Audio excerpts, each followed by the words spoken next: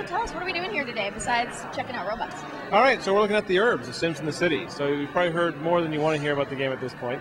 But the reason we're here, it's a matter of we have just finished it. We're literally at a point where right now we're going to submission. We love the game. Matter of you've seen it on PS2. We have Xbox as well. Did you see the DS, the handheld stuff? I'm gonna go check that out. So we have handheld, we have Nintendo DS and Nintendo Game Boy Advance as well. Awesome. I mean, last year, You GBA's... say every system. We have every system. So did you work on any of the other Sims products, or is this kind of your first? That's actually my first year into- here at Maxis. So I actually started last September just to start this one off. Cool. Were you a fan of the Sims? Did you Absolutely. used to play it? Yeah, definitely. So actually SimCity was one of the first things I ever played that got me into Maxis and the whole EA thing. And then Sims, and then it's just a natural progression to come work on them at some point. So why do you think the Urbz, like why take it in that direction? It's a matter of we've been everywhere else, right? We started as a suburban parody. We've been out there living at mom's house and living in your own house in the grass yards and everything else. We needed something different. We needed something that was more that 20-something fantasy on your own for the first time, someplace you'd never been before, which is naturally the city. You know, having subways, having Diamond Heights, we're up on the rooftops. Nobody's ever seen stuff like that, so we wanted a completely new environment. Now, traditionally, I mean, we've had Sims on the consoles, obviously. Sure. What are some of like the major things that have changed in the Urbz that you guys have focused on for the console? Yeah, definitely. I mean, the biggest thing for the Urbz right now, besides the environment itself, is actually the way the game is structured. It's not just a lot of people living in one place. They actually have specific cultures. And the game is all about reputation. This is an entire new game mechanic called the rep system, where you start off as a nobody and you want to become famous. You want to become basically the king or the queen of the city. And so to do that, it's this whole new game of going and making friends or enemies, because you can play good or bad. You can actually make everybody an enemy or everybody a friend and try and become the most famous person there. So it's an entire new game system that drives everything. I just want like a separate Sim fashion diva, and I know Ryan does too. I'm sure he does, actually. Yeah. He was like all about the clothing.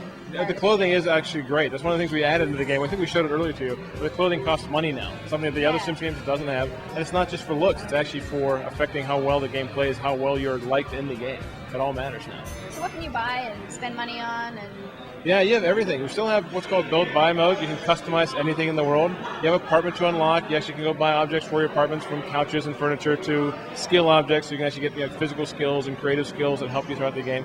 Plus, you have all the clothing stuff you can buy: shoes, hats, piercings, and tattoos are brand new. So you can actually really deck out your Urbz and make it look very much like the particular culture you want to be in. It's very slick. now we were playing a level that had the Black Eyed Peas, Cosmo Street, yeah. Cosmo Street, and they actually have music. Absolutely, yeah. The Black Eyed Peas did 9 custom tracks for the Urbz, and they're actually characters in the game. So I don't know if you got to see them or not, but they actually have 5 characters. They run that district. So you actually work for will.i.am at his libation station, or you can dance and sing with Fergie on the stage, or you can actually go work with Taboo or Apple Diap or any other characters there. And so they're actually in the game, and they've seen themselves and they love it. And they're fantastic to work with. We actually got to go to England for the recording session. Got to go to one of the LA studios as well. I mean, these guys, they've seen it all and they love it. So what did you do with the music to make it Sim music, though? Did they sing it like that? Absolutely. There's a custom language called Simlish that we've actually had in The Sims since it began. It's not real English, of course. It's their own version of Simlish. Turns out will.i.am, whenever he records his songs, when he first writes them, he does a thing called mumbles. He actually records them and just uses beats and nouns and sounds without actual words in them to try and record them almost exactly like Simlish. So he was a natural at doing this for us, of re-recording some songs and making new songs for us just in Simlish. Now, could you learn Simlish and speak it?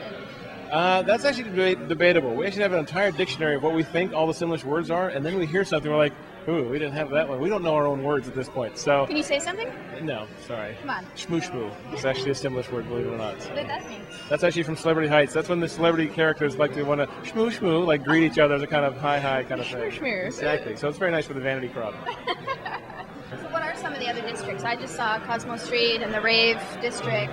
Sure, yeah, right Neon East. So Diamond Heights is kind of the one above the city. The celebrities, very gold, very shmoo shmoo. Golden and Central Station is one of our favorites. Actually, it's downtown underground. It's actually the subway. It's a beat up subway station. There's only one track that still works. The punks live down there. So Gasoline Rose, where the bikers hang out. It's a very simple name, right? That's all the guys dressed in leather. They have a motorcycle chop shop that you can go to. You saw Neon East where they have the sushi game and the ravers, right? Kicktail Park's kind of the skater district where you have a half pipe where you can do ramps and jumps and skates.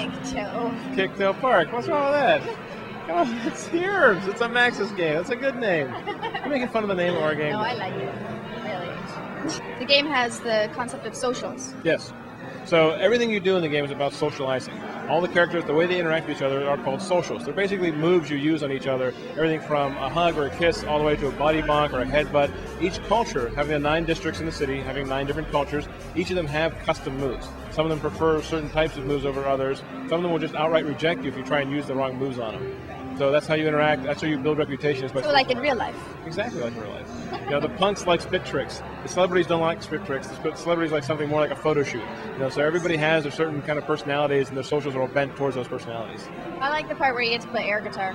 Air guitar is awesome. Yeah, we actually have 5 different moves like that. They're all based around music, all tied to Cosmo Street. They're all air guitar. We have a singing one. We have a pub song. They're all specifically towards the whole music group. So we try and give a theme and a flavor to each district like that. So what are some of the differences like playing it on the DS? Yeah, the DS is definitely direct control. It's same with Game Boy Advance. So you still have in our game, you have to go and find what you want to drive. You click on it, and then you go interact with it. The Nintendo DS handheld and the Nintendo GBA are both direct control. So you're actually driving the character around. They actually have vehicles as well. So you can actually jump in a hoverboat on the GBA, and you can actually drive it around on kind of the bayou. They're all set in the Urbz world, but they have slightly different spins on the world, slightly different takes, and some other mini games like we do. And then for PS2, you have iToy, so you can actually plaster your own face like all over the... Exactly. So the whole reputation game comes back to characters who wear T-shirts with your face on it, or you have these big billboards with the different ads and logos of companies on it, and your face next to it. If you actually have an iToy, you can put your face in the game on the PS2. How many hours do you think people are going to spend playing this game? It's an amazing amount of effort. We've actually looked at ourselves, and we know the game. It's taking us 16 or 17 hours to try and finish it after we've played it 4 or 5 times. Wow. So we know how to finish everything. It's taking us forever. So we're looking at 40-plus hours for people to play this thing.